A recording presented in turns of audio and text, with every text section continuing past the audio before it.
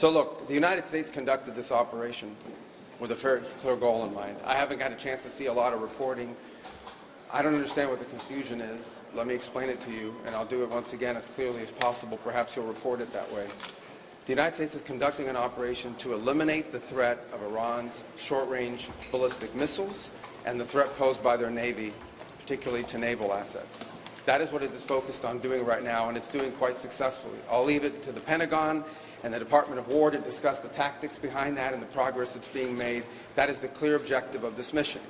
The second question that's been asked is, why now? Well, there's two reasons why now.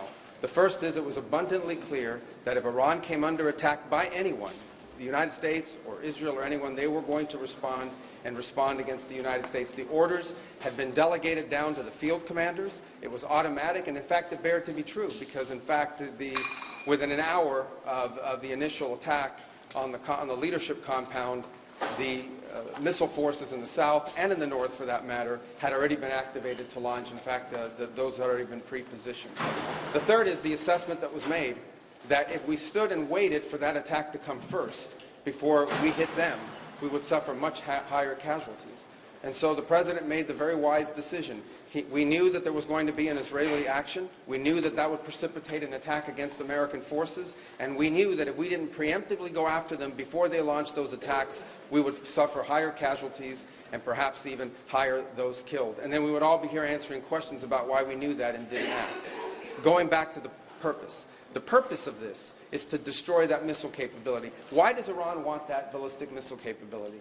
What they are trying to do, and have been trying to do for a very long time, is build a conventional weapons capability as a shield where they can hide behind. Meaning, there would come a point where they have so many conventional missiles, so many drones, and it can inflict so much damage that no one can do anything about their nuclear program.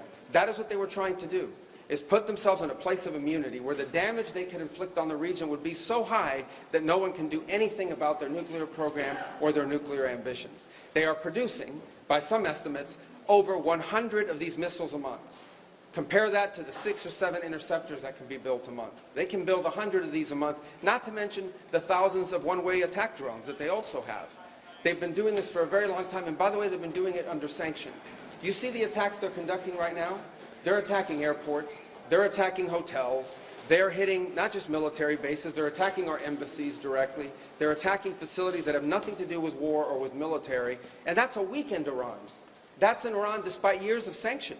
Imagine a year from now, or a year and a half from now, the capabilities they would have to inflict damage on us. It's an unacceptable risk, especially in the hands of a regime that's run by radical clerics. The Ayatollah was a radical cleric. That entire regime is led by radical clerics who don't make geopolitical decisions. They make decisions on the basis of theology, their view of theology, which is an apocalyptic one. That has to be taken very seriously as well. So that was the purpose for what this operation is all about. That's what it's focused on. As the President said earlier today, it is on or ahead of schedule. I will defer to the Department of War to discuss the progress being made at a tactical level, but it was the right decision and an important decision for the safety and security of the world. Does Congress have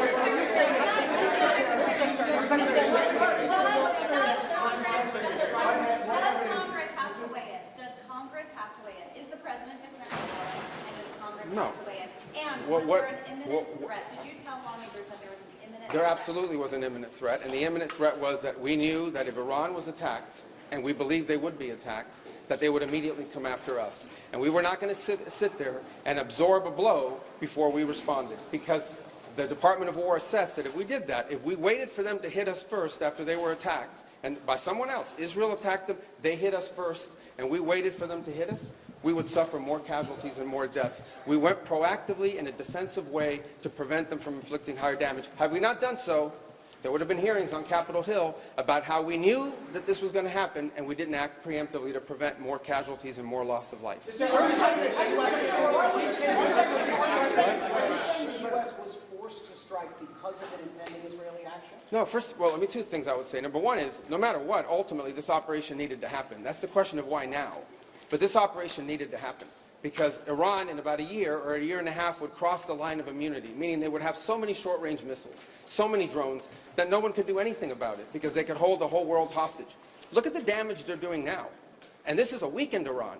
Imagine a year from now. So that had to happen. Obviously, we were aware of Israeli intentions and understood what that would mean for us, and we had to be prepared to act as a result of it. But this had to happen no matter what. Mr. Secretary, President Trump said overnight that his top choices to now run with Iran were killed in the strikes. Does the United States have a firm plan for how they intend to handle this power vacuum in Iran to ensure that an Iranian hardliner does not take power? So two things, and two things can be true. Number one is our mission and our focus is the destruction of their ballistic missile capabilities and their ability to manufacture them, as well as the threat posed by their Navy to global shipping. That's our objective. That said, we would not mind, we would not be heartbroken, and we hope that the Iranian people can overthrow this government and establish a new future for that country. We would love for that to be possible. But the objective of this mission is the destruction of their ballistic missile capabilities and of their naval capabilities. So are you saying, based on that, are you saying that there is no responsibility, no plan for the U.S. to at least play a role in whatever government comes next? We might. We'll see how circumstances play out. But I'm telling you what the objectives of this operation are. The objectives of this operation are to destroy their ballistic missile capability and make sure they can't rebuild it, and make sure that they can't hide behind that to have a nuclear program. That's the objective of the mission. That said, abundantly clear, we would love for there to be an Iran that's not governed by radical Shia clerics. As I've said myself repeatedly for years, the leadership of that country does not reflect the people of Iran, and I think that's been pretty apparent in the protests that you've seen.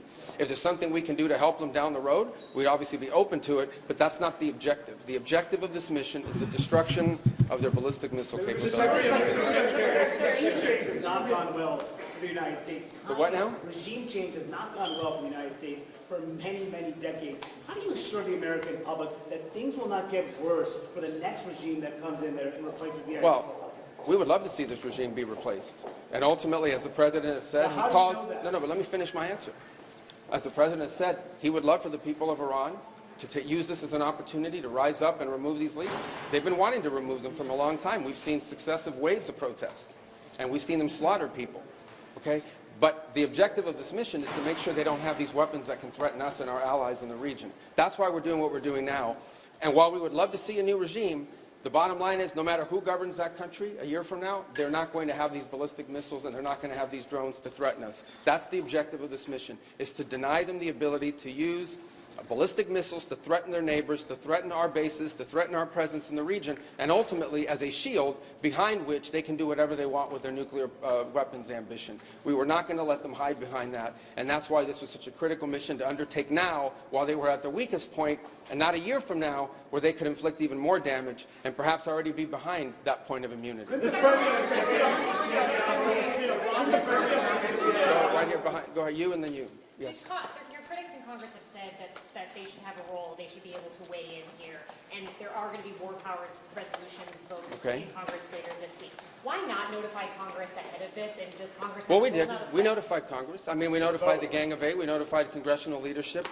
There's no law that requires us to do that. The law says we have to notify them 48 hours after beginning hostilities. We've done that. I think the notification went today. But we did notify members of Congress in advance. But we can't notify 535 members of Congress. Vote to authorize the war. Well, the Congress can vote on whatever they want, but there's no law that requires us to do that. And I want to say something, because I see people on TV. Look, that's fine. If they want to take a war powers vote, they can do that. They've done that. They've done that a bunch of times. But there's no, people keep saying that there's no law that requires the President to have done anything with regards to this. To begin with, no presidential administration has ever accepted the War Powers Act as constitutional. Not Republican presidents, not Democratic presidents. That said, we have followed the notification at 48 hours. We're here today. I've done more Gang of Eight briefings than I got in the 4 years that Biden was president and I was a member of the Gang of Eight. All of that said, we've complied with the law 100%. And we're going to continue to comply with it. We've done the notification, and we officially to Congress, but we did notify members of Congress. We just can't notify 535 people. That's not possible, but we did the Gang of Eight twice. I briefed them last week, and then I called them the night before the operation. Can you tell us what you know, Mr. Secretary, of the administration knows about the strike on a building in southern Iran that the Iranians are saying was a school, reports of large numbers of civilians, including children, killed? Yeah, I've seen those reports. I would refer you, not because I'm not trying to answer your question, but I don't want to get it wrong. The Department of War would be investigating that if that was our strike, and I would refer your question to them, and I'll make sure they're aware that you have that question. But we'd like to know. An American missile. Well, clearly, the United States would not deliberately target a school. Our objectives are missiles, both the ability to manufacture them and the ability to launch them, and the one-way attract drones. That would be our focus, and that's what we would be focused on. We would have no interest and, frankly, no incentive to target civilian infrastructure. The Iranians are, on the other hand, targeting civilian infrastructure. You guys have seen it. I'm sure you've seen it. They're hitting hotels. They're hitting embassies. They're hitting airports. They're hitting oil infrastructure. Well, it'd be very tragic, but I can't speak to the details behind it because I just don't have it. It would be a tragic outcome if it's happened. I don't have the details as to what led to it. But what is clear is that the United States would not deliberately target a school. They are, on the other hand, deliberately targeting civilians, as you've seen, because you know why? They are a terroristic regime. They sponsor terrorism and they participate in terrorism. What's your message to Americans who are concerned about rising energy prices given the spiking of oil prices today? Yes, and we knew that going in would be a factor, and so we have a program in place that will begin to be implemented by Secretary Wright, Secretary Bessent. We talked about it last night, again, about this program. We talked this morning, and starting tomorrow you will see us rolling out those phases to try to mitigate against that. Obviously, markets are going to be reacting to news about what's happening. And again, a reminder, think about it, okay? This terroristic regime, led by radical clerics, has the ability, potentially, to shut off 20% of global energy. That's the kind of leverage they have because of their Navy. We're going to destroy their Navy. But there is a plan in place. We anticipated this could be an issue, and Secretary Wright and Bessent will begin to roll out those steps starting tomorrow to mitigate against the impact that could have. I got to do this briefing, so I got a couple more. Do you anticipate putting boots on the ground, and how long do you anticipate the conflict to last?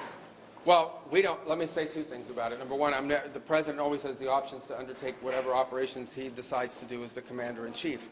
That said, we believe the objective that we have set for this mission, which is the destruction of their ballistic missile capabilities, both launch capability and manufacturing, can be achieved without ground forces.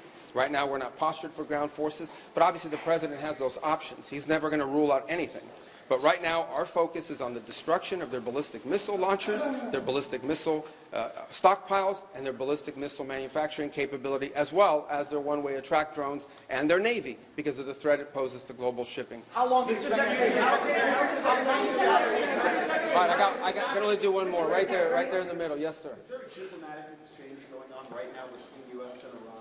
Any exchanges whatsoever outside of No, not at this time. I mean, look, we always have people that reach out from inside of governments. You don't know if they're authorized to reach out or not.